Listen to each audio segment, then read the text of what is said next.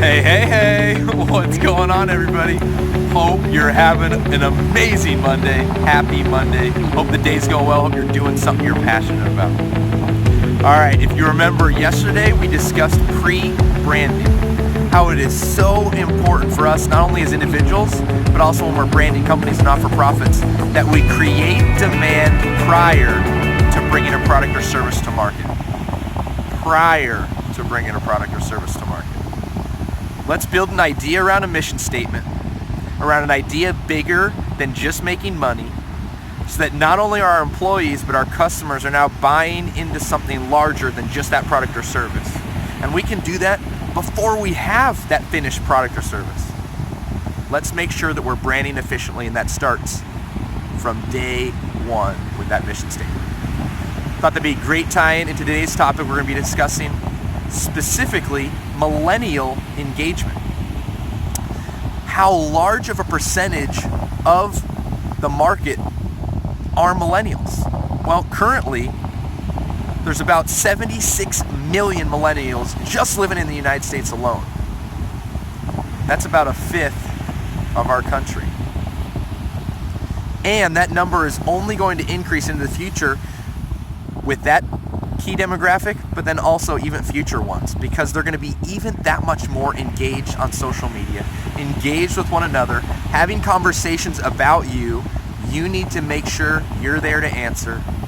You need to make sure you're a part of the conversation, because they're talking about you.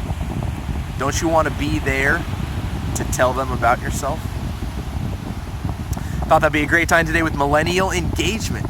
Millennial engagement is so key because of the ways in which millennials are already engaged online more than anyone else. Some key facts on millennials. On average, they text up to 50 times per day. 50 times, that's a lot. Millennials have the highest average number of Facebook friends of any generation. Generation X on average has about 200 Facebook friends. Millennials have up to 250 and obviously more so, but just on average, they're almost a fifth larger than their following generation. 20% of millennials have immigrant parents. What does this mean? This is the most diverse generation that we've had up to this point. This leads to the millennial generation being more understanding of other people's differences. They've grown up in an electronic-filled world, have always had access to electronic devices. The majority of their teenage years, and even for some now, majority of their lives, they've been integrated into social media. There are so many key statistics that we need to keep in mind with millennials, because we need to engage with them on a unique level, unlike ever before. Millennials on average, the date, it differs depending on who you talk to. Some people say 1982 to 2000, if you're born in that range.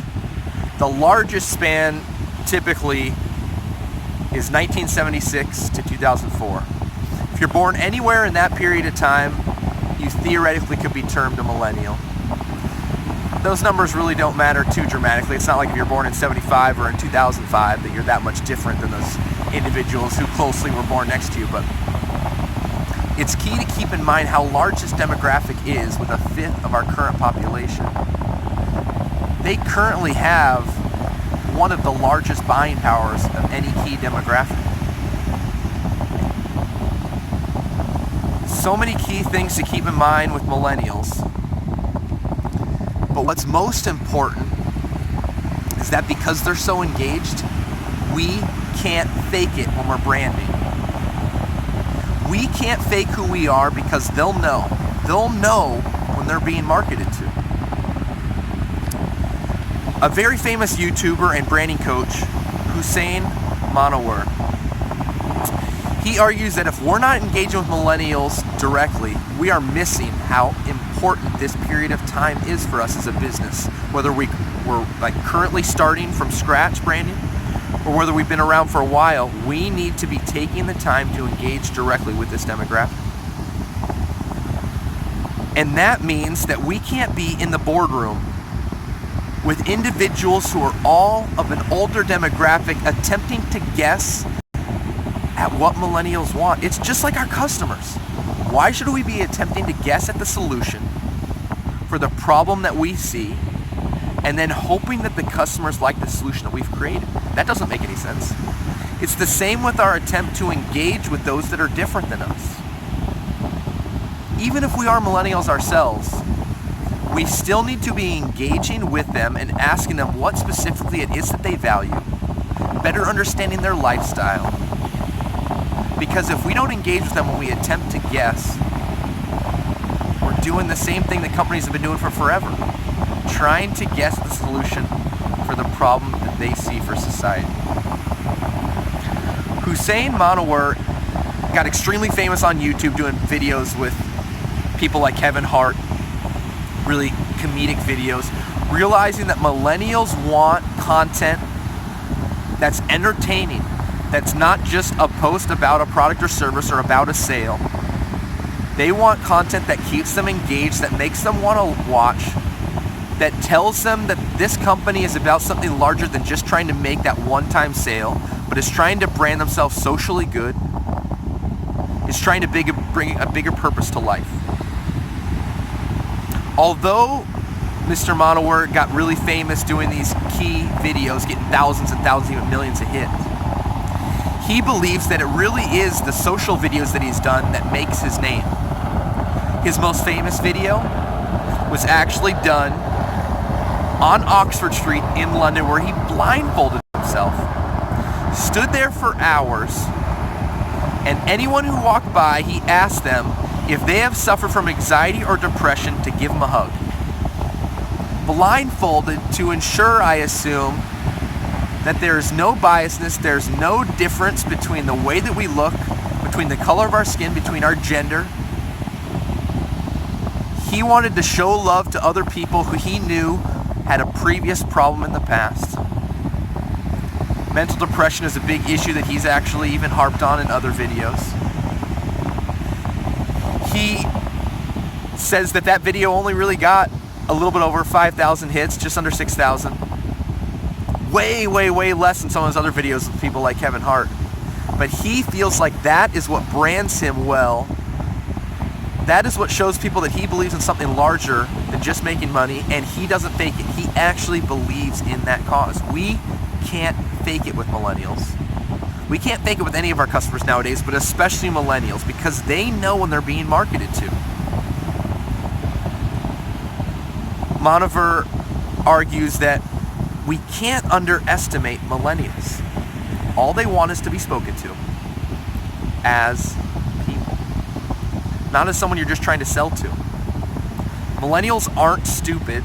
They know they're being marketed to. So we need to create content that allows them to want to engage with us because it is so entertaining, whether it be comedic, passionate, inspirational, whether it provide them some information related to our topic that is not just us selling our product or service, that wants them to come to our website, that forces them to want to engage with us, to want to comment on a post, to want to retweet it, to want to follow us, because they realize that the content that we've created, the time that we have taken to engage with them, to better understand them, shows in what we do each and every day.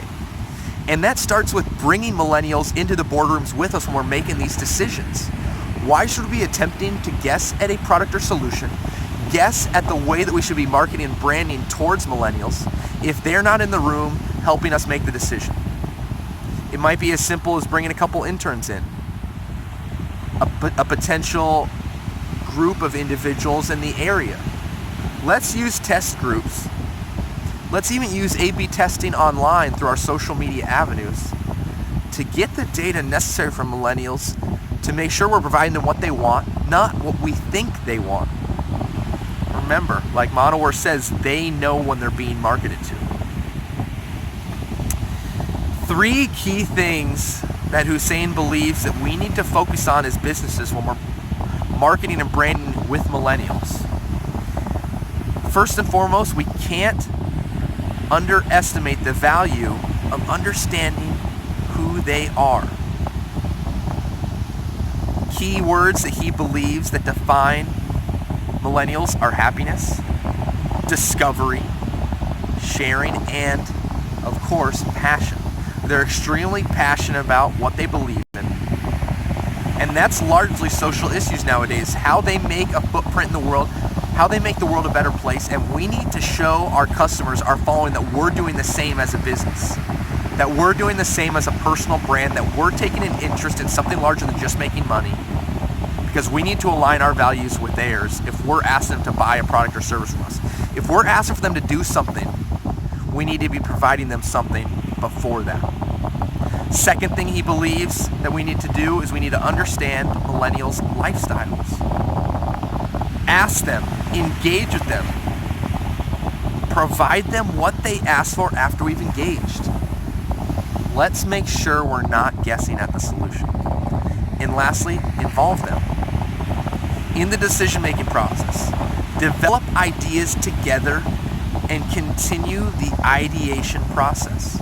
It can't just stop. You can't just bring them in one time, ask them a few things, get some data, do a couple posts, do a little engagement, and then assume that you can do that same thing continually in the future. Remember, just like technology is continually evolving, so is our culture.